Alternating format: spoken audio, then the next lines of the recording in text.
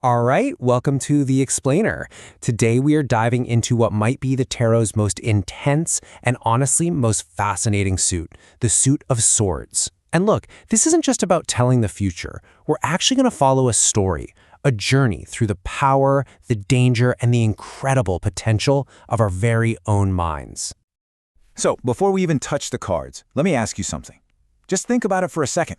What is the single most powerful, most creative, and maybe the most destructive tool that you have with you right now? Yup, it's your mind, your intellect, your thoughts, your words. That right there, that's the realm where the entire story of the Suit of Swords plays out. It's where our biggest breakthroughs come from, but it's also where our deepest, most painful conflicts are born. And that really gets to the heart of what this suit is all about. You always hear about the sword being a double-edged blade, right? Well, it's true. On one side, it's the sharp clarity of truth, it's those aha moments, it's clear communication. But flip that coin, and that same sharp edge can be used to start a fight, to hurt someone, to cause some real damage. It's a suit with incredible power, and today, we're going to follow its story from start to finish. Okay, so every story's got a starting point. For the swords, it all kicks off with the birth of a single, powerful idea. This first part of the journey, from the ace all the way to the four, is about tracking that idea from its pure, perfect beginning through its first painful collision with reality. And here we are, the Ace of Swords. This is that light bulb moment, that spark of a brand new idea, a moment of pure, totally unclouded mental energy. It's like a lightning bolt of clarity that just slices through all the noise and all the confusion. So the big deal with the ace is that it's a breakthrough. All of a sudden, everything just clicks. You have this deep understanding, this powerful urge to learn more and just get going. You feel decisive, you know exactly where you are, and the path ahead seems totally clear. But what happens when that perfect idea smacks right into the messy, complicated real world? Well, it runs into its first major hurdle, the Two of Swords. This is a crossroads, a really tough choice. All that amazing clarity you had with the ace, suddenly it's staring down two different paths, and your mind just grinds to a halt. It's stuck in this perfect, tense, and really uncomfortable balance. And a huge part of this card is just avoidance.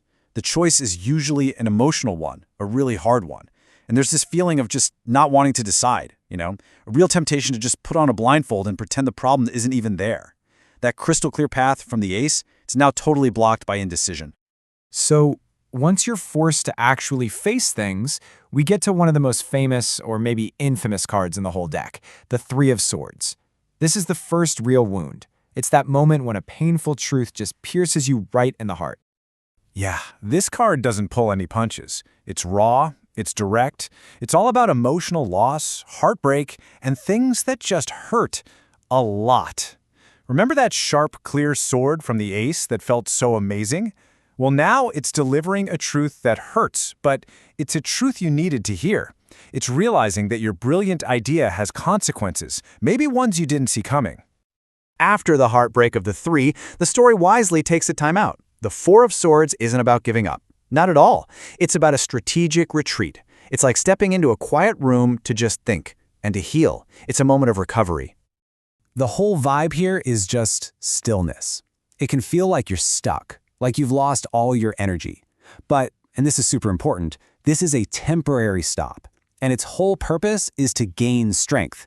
You're taking your idea, which is now a little banged up and tested, and you're giving it time to heal and absorb the lessons you just learned before the next battle kicks off. And a battle is definitely on the horizon. So buckle up, because in this next chapter of our story, that idea goes from an internal struggle to an all-out external fight. The stakes get way higher, the wins get a lot more complicated, and this whole journey starts heading toward a pretty dramatic ending. So we come out of our quiet rest and bam, we walk right into the Five of Swords.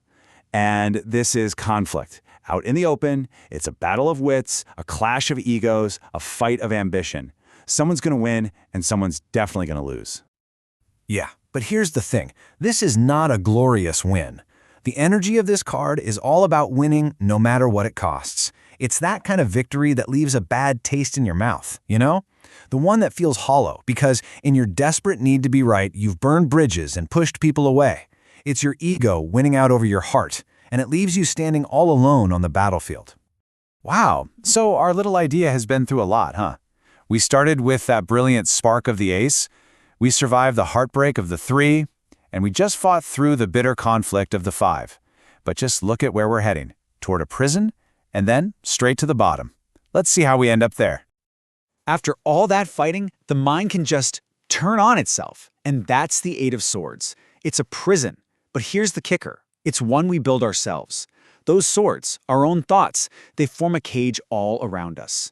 We feel trapped by our own negative beliefs, too scared to face the real truth. But see, the way out is right there. It's realizing that you can choose to see past the cage you built. You can find freedom from that fear. But what happens if we don't escape that prison? Well, we arrive at the story's dramatic climax, the 10 of Swords. And yeah, it looks pretty intense, because it is.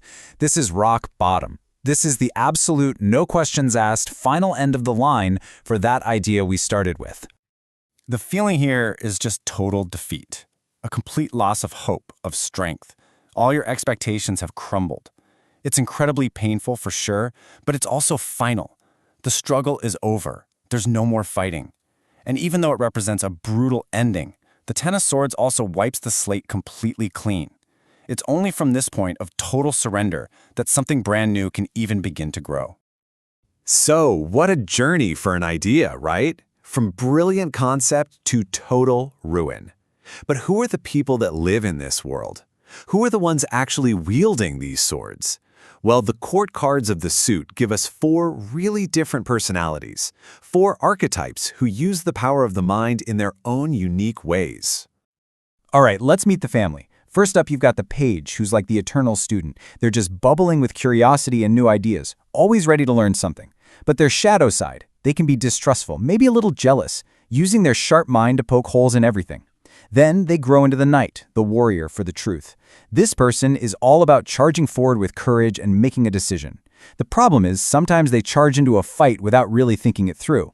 Next, we have the queen, the cool-headed strategist. She is brilliant, objective, a total master of logic. But when she's off balance, that brilliant mind can become cold, intolerant, even cruel. And finally, you have the king, the ultimate authority. He wields his intellectual power with wisdom, with fairness, with real perseverance. But his shadow is the tyrant, using his power for himself, sometimes even to betray others. Each one shows us a totally different way to handle that sword. Okay, so we've seen this idea go from a brilliant spark all the way to total collapse, and we've met the people who live and breathe in this mental world. So what does it all mean? What's the big takeaway from this whole epic journey? It really boils down to this. This whole story, the breakthroughs, the heartbreaks, the fights, the endings, all of it is playing out inside our own heads and in the things we say to each other every single day. The sword is just a tool. It's not good or bad.